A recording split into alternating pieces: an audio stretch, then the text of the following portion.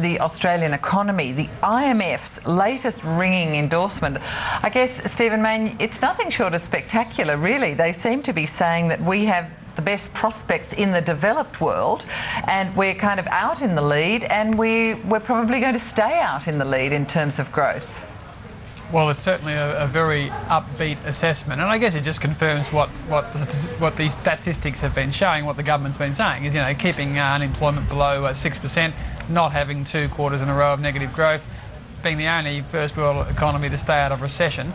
And with all these resource projects, the Gorgons and the Queensland gas, there's extraordinary resources investment going on, an extraordinary housing bubble going on, and look, the economy is great. So the per capita income figures are fantastic. We're back in the top 10 globally for the first time in more than 20 years. We're now rated as the 8th richest country in the world, after the likes of Luxembourg and Hong Kong and Singapore and Switzerland and the US and Norway.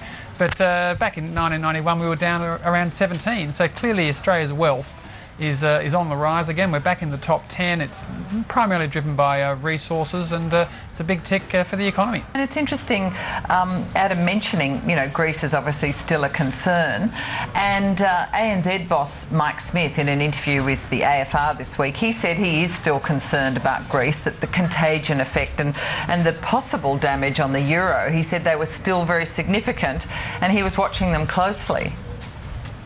Well, I think that's right. The flaw with the euro system is that member countries which go bankrupt or get into an unsustainable position, as Greek now has, with the latest figures showing it's even worse, with the budget deficit at more than 12% of GDP, they can't be punished in the traditional way of having their currency crash.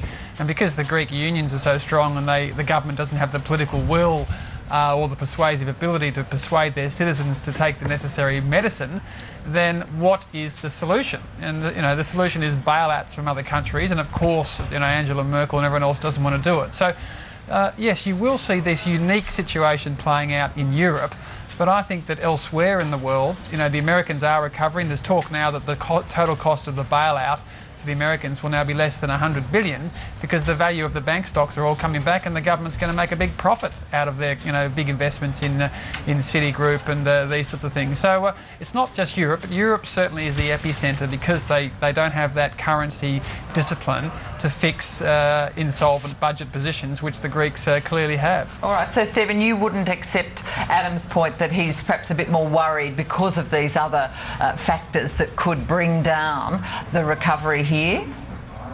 Well, I think the most important thing here is the China economic boom driving our resources investment, and that has returned to absolute boom territory.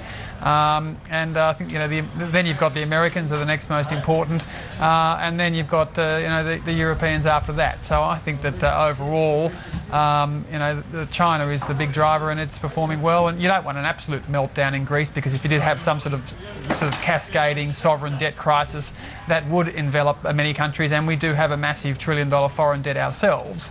But I think with what we've been through, the world has learned how to manage these credit issues far better now, and the Greece situation ultimately will be managed through.